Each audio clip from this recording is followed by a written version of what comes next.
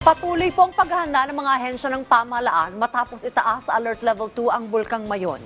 Mahigpit na rin ipinagbabawal ang mga aktibidad sa 6-kilometer danger zone ng bulkan. Ang detalye mula kay Daryl Buena ng PTV Legazpi. Nagpapatuloy ang pagbabantay ng mga kapulisan sa mga lugar na papasok at palabas sa 6-kilometer danger zone dahil sa mahigpit na pagbabawal sa pagpasok dito matapos na itaas ang Alert Level 2 sa Bulkang Mayon unang araw ng bagong taon.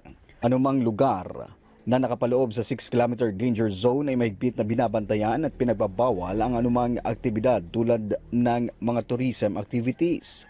Samantala, agad naman ay nalarto ang mga otoridad tulad ng Coast Guard Bicol na patuloy ang paghahanda sa mga susunod na araw sa anumang nakaambang panganib na maaring idulot sa posibleng pagputok ng naturang bulkan at patuloy na banta tulad ng lava flow, rockfall at ashfall. Nagpaalala din ang kapulisan na iwasan ang pagpakalat sa anumang maling impormasyon patungkol sa Mayon. Nanawagan din ang mga otoridad sa publiko na sumunod sa mga babala at advisories at makipagtulungan ang lahat. Mula sa PTV Legazpi, Daryl Buena para sa Pambansang TV sa Bagong Pilipinas.